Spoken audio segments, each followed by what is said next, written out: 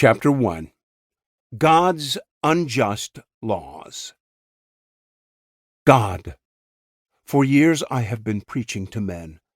I had almost forgotten that there is also an invisible audience in church, that the angels are listening as we expound your word. Now that I am alone with you and with your invisible servants, I can begin a new series of sermons. In church, I had to be careful not to hurt the feelings or prejudices of my listeners. With you, I can be absolutely frank. You have no inquisition. You will not try me for heresy. In front of other people, I had to praise you. Here, I am free to question you and to reproach you as David, Job, and others have done. I will tell you openly everything that is in my heart. You have said, "It is not good that the man should be alone." Genesis chapter 2, verse 18. And yet you are keeping me in solitary confinement. You created Eve to be with Adam, yet you have taken away from me my wife. You are doing to me the very thing that you yourself acknowledged to be wrong. How will you justify yourself when we meet?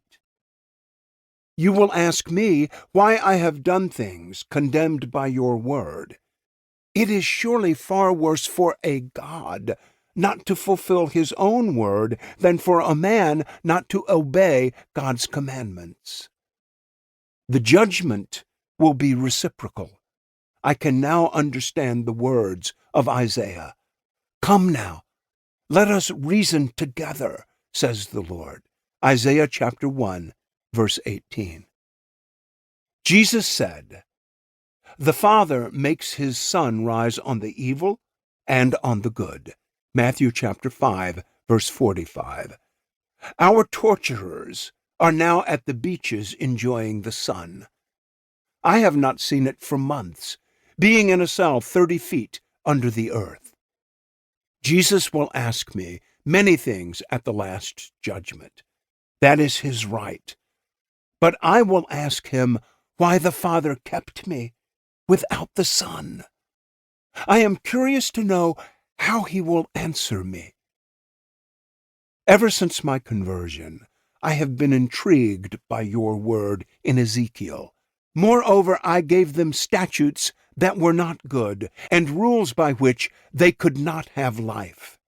Ezekiel chapter 20, verse 25. I have never heard a preacher explain this verse. The commentators also avoid it. Now I am beginning to understand something of this mystery. No law can be righteous, even if it is divine, because every law fixes equal standards for men of unequal abilities who are put in unequal situations. This is true even of the 10 Commandments. You shall not make for yourself a carved image. Exodus chapter 20, verse 4, is a law given equally to the man brought up in a strict Puritan religion and the man with a long Catholic heritage.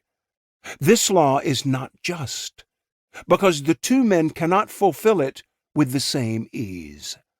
I once spoke to a Catholic about the second commandment, and he replied candidly, "Why are you Protestants so blind? The law says, you shall not make for yourself a carved image. This does not mean that Michelangelo or even a modest sculpture is not allowed to make one for you. It is only forbidden to individuals to make holy images, everyone according to his fancy.